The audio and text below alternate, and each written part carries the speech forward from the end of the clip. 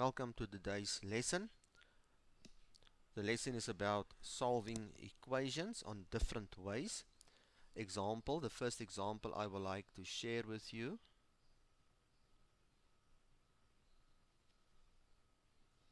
sounds something like x plus 3 equals to 5. The first technique I would like to do is by observing, by inspection. So I'm going to say let x be equal to 1. That's my first choice I'm going to make. So therefore, in the place of x, I'm going to have 1 plus 3 equals to be 5.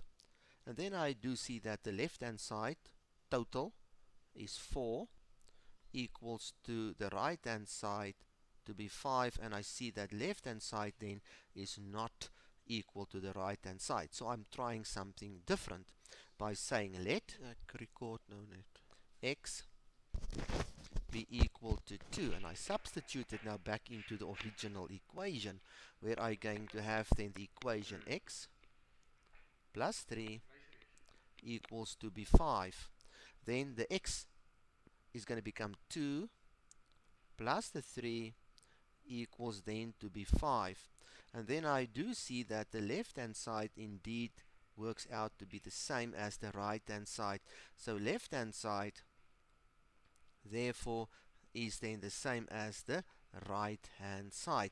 And then by saying that, I can say that my x value must be then equal to 2. So therefore x equals to be 2. That is one way of doing it. Another technique you can apply is if you take the equation x plus 3 equal to 5, and you just go and you say take the 3 to the opposite side of the equal sign.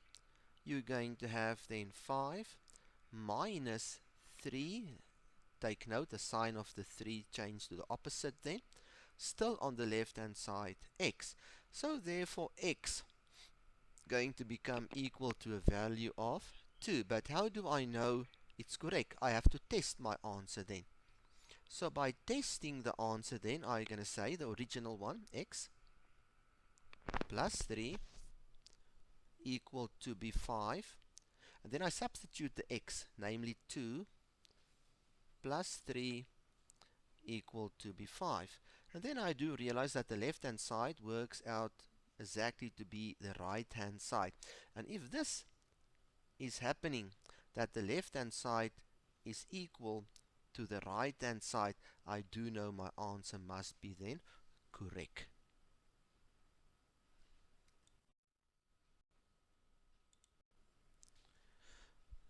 Example number 2 for this section of work. If I'm going to have an equation like x divided by 3 plus 5 equal to 7. Just by observing, I do realize that in total I must add something on the left hand side plus the 5 to be equal to 7 on the right hand side. Obvious, this answer got to be 2.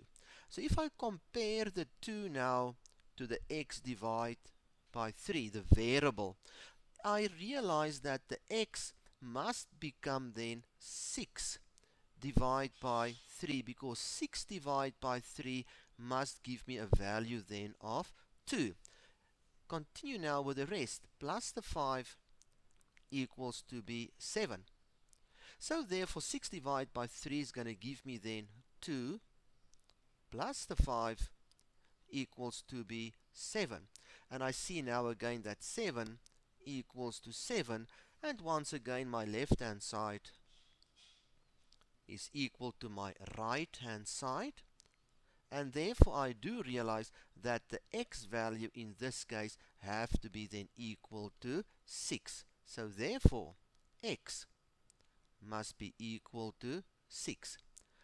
Another technique, of course, x divided by 3 plus the 5 equals to 7, where I'm starting to take the 5 to the other side of the equal sign, where I'm going to end up then with 7. The 5 plus change to minus 5. On the left still, x divided by 3.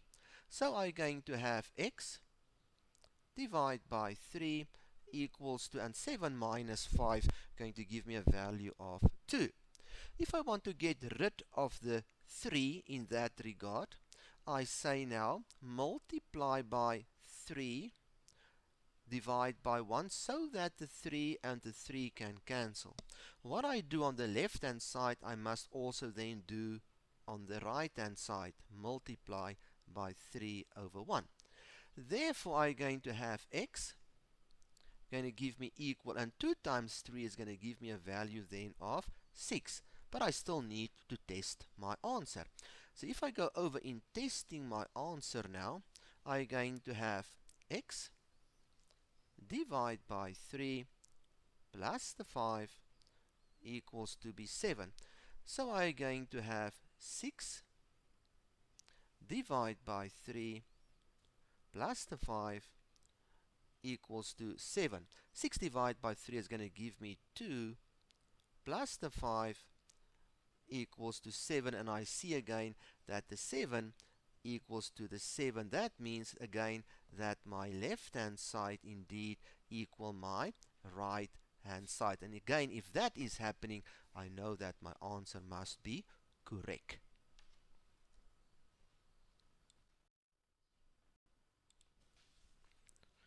Example number 3. If I'm going to have an equation like x cubed equal to be 8, then we can either go on the left hand side or we can work on the right hand side. But important to know, we need to know a couple of values: 1 cube, 2 cube, 3 cube, and let's take a last one, 4 cube in this case. Then I must know that 1 times 1 times 1 is still to be 1. 2 times 2 times 2, it's a value of 8.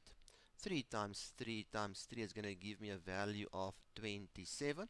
And then 4 times 4 times 4 going to give me a value of 64. Therefore, I have decided to see that x cubed, in this case on the left hand side, is something like 8. There is the cube. I'm going to go for this one down here. That's my choice to be 8. So I'm going to replace it by saying that this is 2 cube equals to be 8. So it's quite clear to me that the 2, by observing, is going to become equals to 2. So my choice x equal to be 2. But if I work on the right hand side, I'm going to say x cube equals to be 8.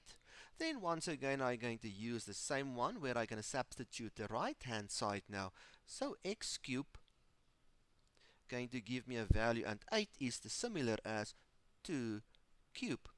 Then it's quite important to realize that I have one term on the left hand side, one term on the right hand side, and I do realize that the exponents in both cases are the same. What I do on the left, I must then also do on the right. So if I cancel the exponent on the right, I must also cancel the exponent on the left. So I'm going to be left with a value of x equals to be 2 in this particular case. I have to test my answer now, of course, where I'm going to have x cubed equals to be 8. And then I'm going to say substitute where x is going to become 2, 3 equals to 8. And 2 to the exponent 3 is going to give me a value of 8 equals to 8. And once again, my left hand side is equal to my right hand side. And if that is happening, I do know my answer must be correct.